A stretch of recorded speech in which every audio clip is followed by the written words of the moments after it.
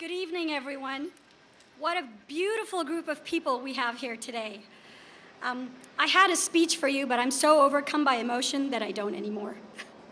No, just kidding. My name is Hina Qidwai, and I speak to you today as an American Muslim mom who has brought her first grader to this beautiful event, telling her that this has been organized by the townspeople of Joplin for their Muslim neighbors. I want to make sure that my daughter's young mind registers these images of positivity, love, and humanity, and of Joplin's people reaching out to each other, regardless of religion, race, or color. I want that image to stay in her mind as she grows. I want to tell you a story from 2 years ago when our mosque, the Islamic Society of Joplin, had ended a month-long period of fasting and charity, which we call Ramadan, and we were getting ready for our celebration of Eid. Instead of just celebrating that year, our mosque decided to do something different. It was a coincidence that our end of Ramadan coincided with 9/11 that year, which the President of the US had designated as a day of service and remembrance.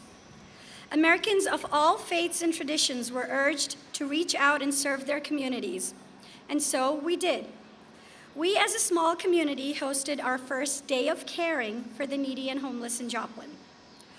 Apart from the free clothing for adults and children, diapers, blankets, toys, we also handed out school supplies for the school year that had just started. A local vendor at Knott Park Mall offered food for the homeless and needy at his own expense. Our biggest resource, though, within our mosque was our physicians. Since Joplin happens to be a medically underserved area, the Joplin Muslim community is largely comprised of Muslim physicians who travel from across the country to serve in Joplin. These Muslim physicians conducted free health checks that year of Joplin's community on that day. It was on this day of caring 2 years ago that we felt a stirring of something within us that not only our religion teaches us to do, but so does yours. We connected with the people of Joplin and formed bonds of humanity and brotherhood. On that day, in the words of Dr. Iqbal Boda, who's here today, we simply practiced what our religion preaches. The Joplin Globe that year quoted him as saying, "All faiths teach us to take care of underserved people, whether it's Christianity, Judaism, or Islam. When someone is suffering, you can see it in their faces. Crying has no language, as tears are all the same color." Little did we know that 2 years from that day, our mosque would itself be in a position where the people of Joplin would extend a helping hand to us. We have truly come full circle. A year later, on May 22nd, as our mosque completed its Sunday school graduation with a picnic, and as we sent off Dr. Boda's eldest daughter to her Joplin High School graduation as one of the top 3 grads to give her speech, we had no idea that our lives, along with the lives of many in Joplin, were to change forever. The EF5 tornado hit at 5:41 that evening, and many of us were to lose friends and family, homes and belongings.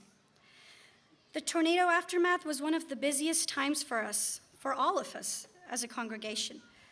The tornado tore through our town and bared open the wounds in our souls. But the town of Joplin came together as one.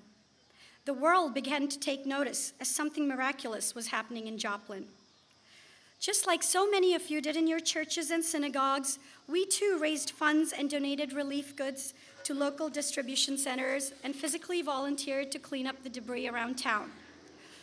We hosted volunteers and relief organizations from all across the nation at our mosque, and we also hosted them in our homes, from where they left to clear debris and chop down tree trunks and clear yards.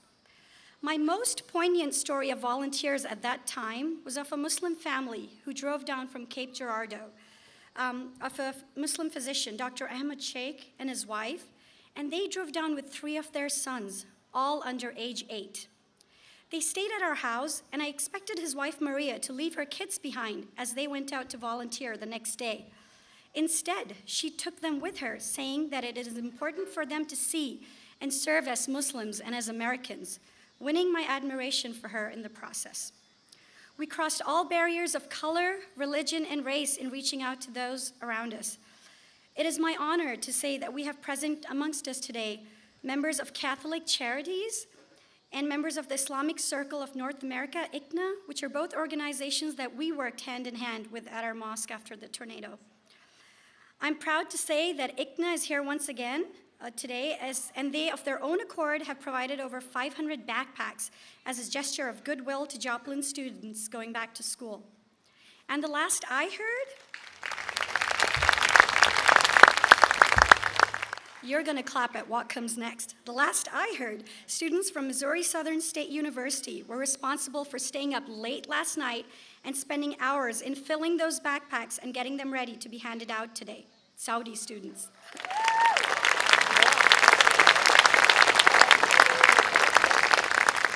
Today is the day to celebrate our human spirit and our similarities.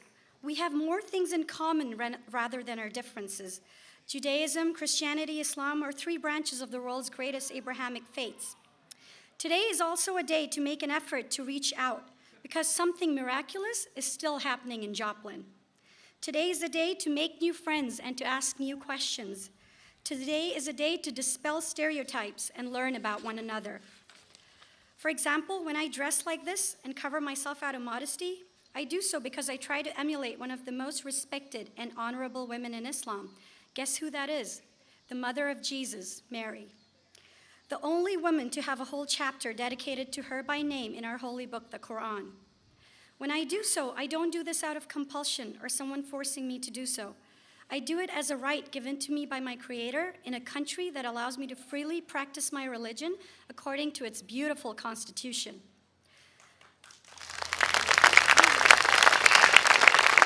Muslims from around the world prefer to settle down in the US for many reasons.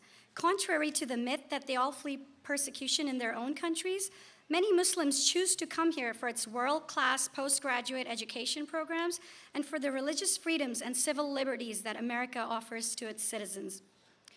When we fast in Ramadan, we fast as Jesus did, as a sign of submission and humility and neglecting the physical needs of the body while nourishing our souls. When we reach out to you and believe in equality amongst people, we do so because to us, that's the message of Jesus, Abraham, Moses, Noah, Muhammad, and all the great messengers who came bearing the same message. Peace and blessings be upon them all. When we worked alongside people of different faiths and backgrounds after the tornado, our faiths, just as yours, taught us to do that. We all believe in building bridges. Recently, we have been asked a lot as to why we haven't responded with anger to our mosque burning. And our answer is, it simply isn't our place to punish or respond with anger. We believe that every soul has to answer to its Creator, and it is no one else's right to punish. In fact, we can forgive, and that is immensely rewarding.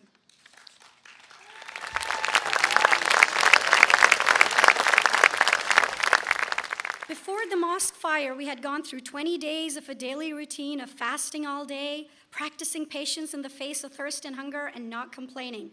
You see, Ramadan to us is like a boot camp for the soul, where 1 month of our lives sets the tone for the rest of the year.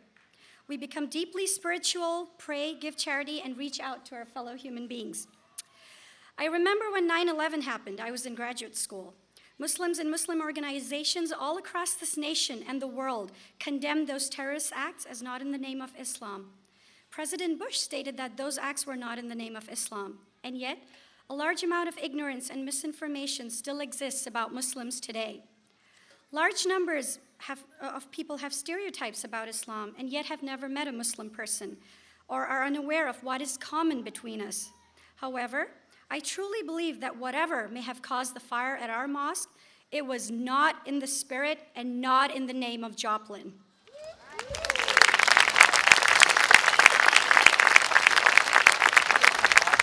I hope that someday all of our kids grow up to be like Ashley Carter, who wasted no time in reaching out with love and humanity, with positive energy and goodness, and she was able to bind people together and set off a chain of events that resulted in one good act after another. When I first met Ashley at our Eid lunch, her simple wisdom bowled me over. She said with a calm maturity that it was very important for her to reach out and overwhelm any act of hatred with many acts of love. It is my honor today that I stand here with you, Ashley Carter, and I'm proud to call you one of my dearest friends.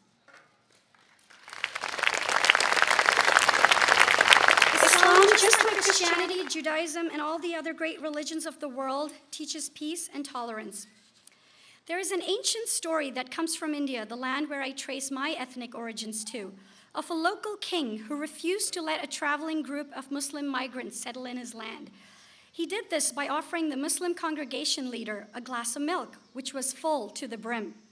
This glass of milk was symbolic, as if to say, we are all full and there's simply no space for you. The Muslim congregation leader asked for a spoon of sugar and gently mixed it into the milk and stirred it in. He then said something very symbolic in return. He said, "We as Muslims are like this sugar, quietly dissolving in your fabric without disrupting and only adding a sweetness to what was there before." This is what Muslims strive to be like in America. This is what we as a congregation strive to be like in Joplin. The sugar in your milk, quietly dissolving and mixing in without disrupting anything, but hoping to leave a lasting taste of sweetness in the greater fabric of this great nation. I'd like to end with a verse from our Quran about humanity. It's from chapter 30, verse 22, and it says, "And among his signs is the creation of the skies and the heavens and the earth, and the variations in your languages and your colors. Verily, in that are signs for those who know." God bless you all, and God bless Joplin.